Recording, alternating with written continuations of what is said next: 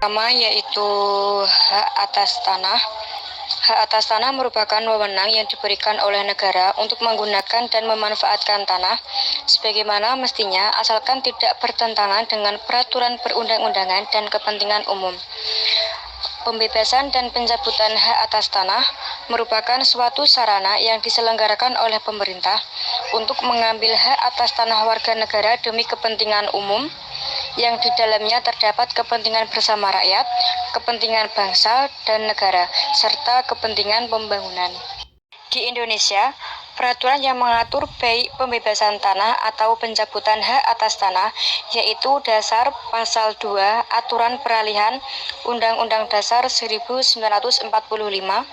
Maka peraturan yang ada dan berlaku pada saat itu tetap dapat diberlakukan sepanjang belum dibuat yang baru dan tidak bertentangan dengan ketentuan dalam UUD 1945. Sedangkan pencabutan tanah secara tegas diatur dalam pasal 18 UU PA bahwa pencabutan hak atas tanah tersebut dapat dilakukan sepanjang tanah tersebut diperuntukkan bagi kepentingan umum sesuai dengan ketentuan pasal 16 UU PA bahwa tanah mempunyai fungsi sosial. Pencabutan hak atas tanah.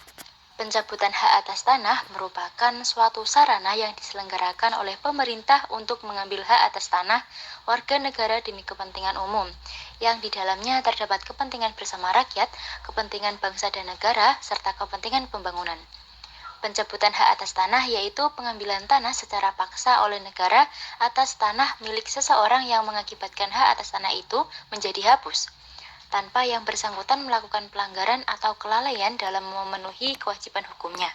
Pembebasan tanah. Pembebasan atau pelepasan hak atas tanah adalah pelepasan hubungan hukum antara seseorang dengan tanah yang dimilikinya dengan cara pemberian ganti rugi yang besarnya didasarkan pada musyawarah antara kedua pihak, sedangkan pencabutan hak atas tanah adalah pengambilan tanah secara paksa oleh negara atas tanah milik seseorang yang mengakibatkan hak atas tanah itu menjadi hapus, tanpa yang bersangkutan melakukan pelanggaran atau kelalaian dalam memenuhi kewajiban hukumnya.